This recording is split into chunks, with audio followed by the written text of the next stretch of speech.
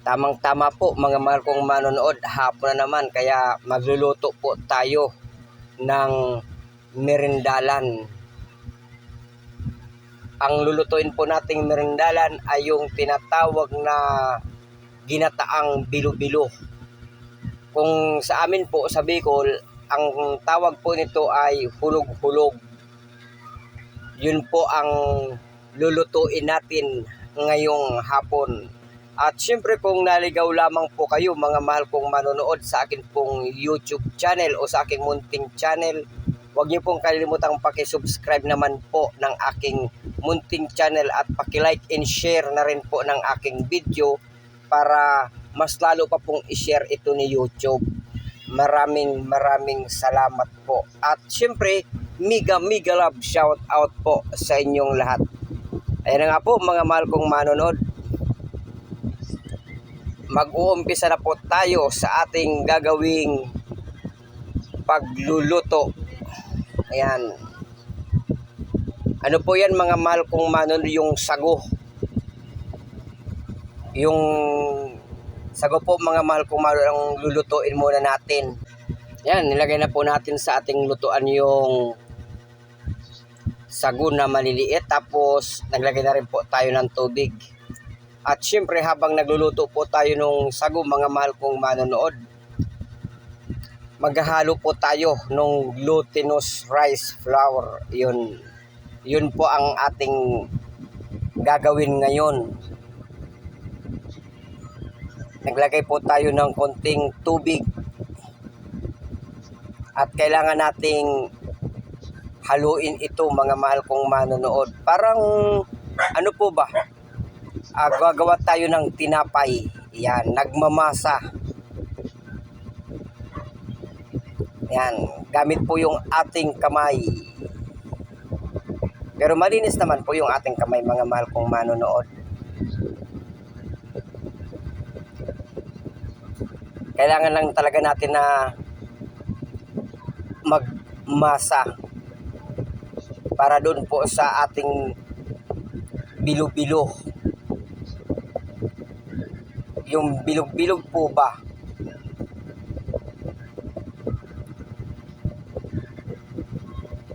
Kailangan halong-halo talaga.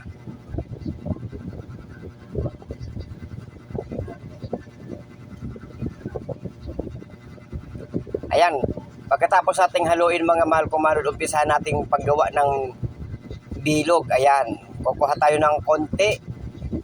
Tapos papaikot-ikotin natin sa ating dalawang palad para maging bilog siya. Katamtaman lamang po ang laki nito mga mahal kong manonood. Hindi naman maliit, hindi naman malaki. Pero depende pa rin po yan sa inyo kung ano po ang gusto ninyong laki sa inyo pong gagawing pagbibilog. Ayan, pagkatapos po natin magbilog mga mahal kong manonood, ayan, nagbalat na po tayo ng saging. Saging na saba po yan. Ayan, medyo magastos ang ating gagawing merindalan. Ano po? Pero okay lang po dahil mayroon naman po tayong sponsor. Ika nga. Ayan, may nag-sponsor niyan. Kaya okay lang.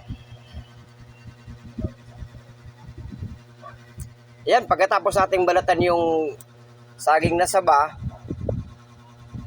hiwa-hiwain din natin ito ng maliliit. Ayan, tapos na po tayo sa saging na saba. Ayan na nga po mga mahal kong manonood.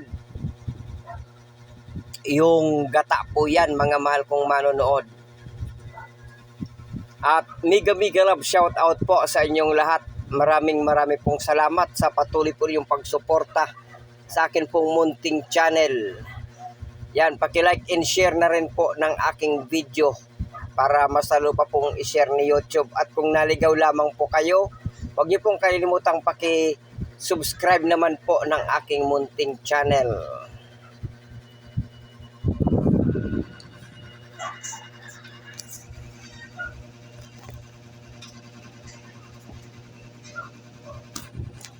Yung pangalawang gata po yan, mga mahal kong manood, yung ating isinalang, yung ating inilagay sa kawali.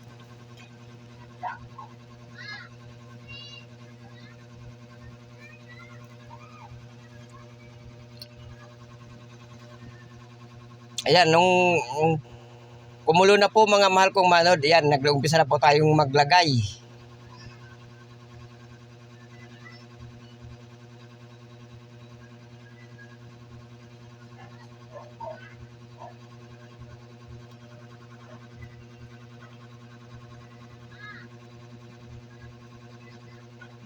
Ayan, kita nyo naman po, yung langka po yan mga mahal kong manonood.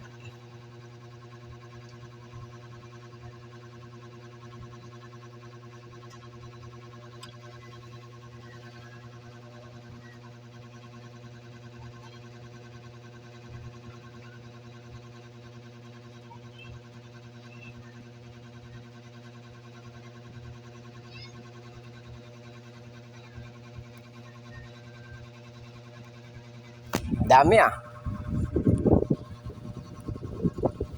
At pwede nyo rin po pala itong lagyan ng anis mga mahal kong manonood kung gusto po ninyo. Yung vanilla po. Depende na rin po sa inyo kung lalagyan nyo.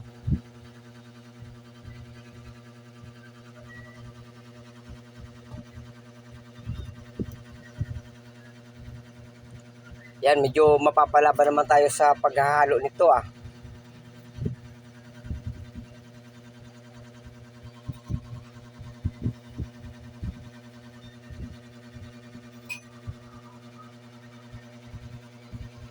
Ayan na po, inilagay na po natin yung ating hiniwang saging.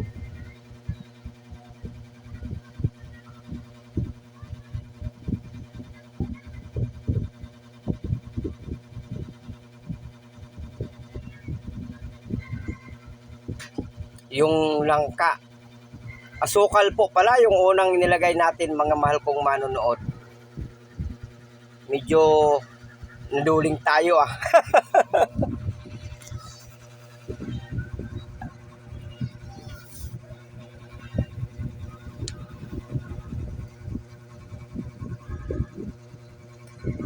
Nakalimutan natin yung pasunod-sunod ah.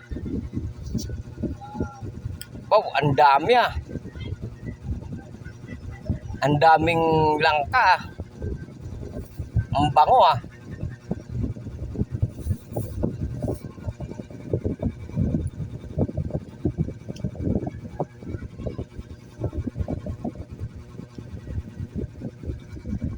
Parang may puno ng langka. Kasi ang daming nating inilagay.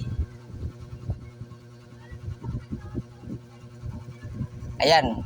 Nung kumulo po mga mahal kong manonood, nag-umpisa na rin tayong maglagay nung ating binilog na glutinous rice flour. Flour pati, flour. Ayan. Inumpisa na natin ilagay. Ang paglagay po niyan mga mahal kong manonood, hiwa-hiwalay para hindi po magdikit-dikit sila. Para hindi po maging kambal. Hindi maging magkadikit. Bagkus po ay magkalayo.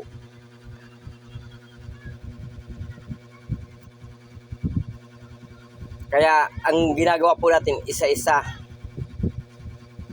Pero pwede nyo naman po ito mga mahal kong manonood ilagay ng sabay-sabay.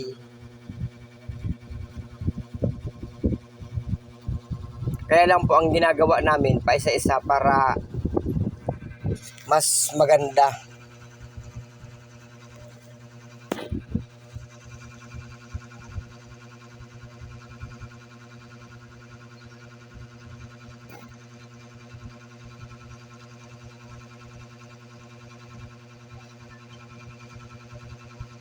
Matagal nga lang po mga mahal kong manonood, pero okay lang. Ang lahat ay nakukuha sa tiyaga. Ika nga, pag may tiyaga, may nilaga.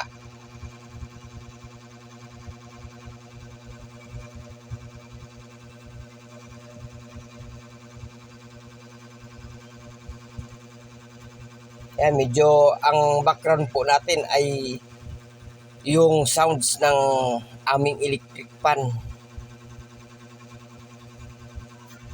Dami ah.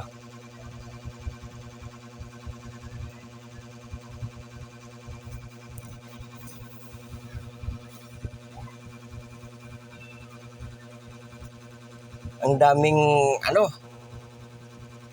yung bilog-bilog.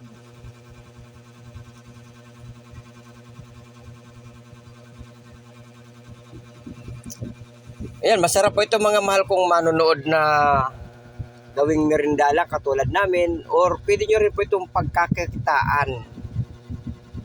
Pwede po kayong gumawa nito at pwede nyo pong itinda para magkaroon po kayo ng income.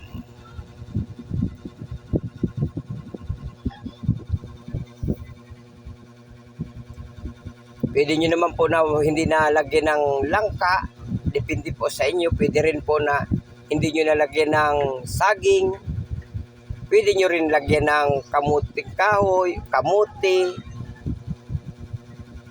Ayan, depende na lang po sa gusto ninyo mga mahal kong manonood. Ang importante po, mayroon po kayo yung bilog-bilog. Ayan, nilagay po natin yung yung unang gata mga mahal kong manonood. Ayan, nagdagdag po tayo ng asukal.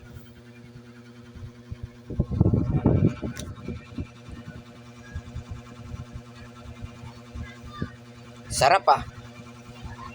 Sa amoy pa lang, matatakam ka na. Yan, naglagay din po tayo ng kunting asin para maging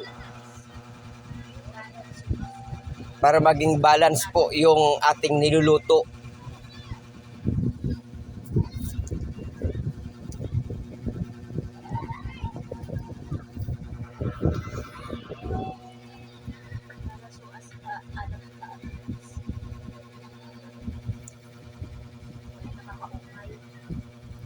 Kasi mas maganda po kasi mga mahal kong manonood na balance lang yung alat at yung tamis para hindi po nakakaumay kainin.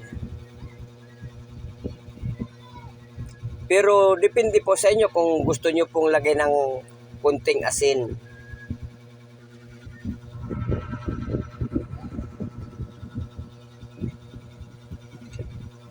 Yan mga mahal kong manonood, mega love shout out po sa inyong lahat at marami pong salamat sa patuloy po ninyong pagsuporta sa akin pong YouTube channel na Ites Tambayan. Hanggang sa muli po, bye-bye, I love you all. See you on my next video.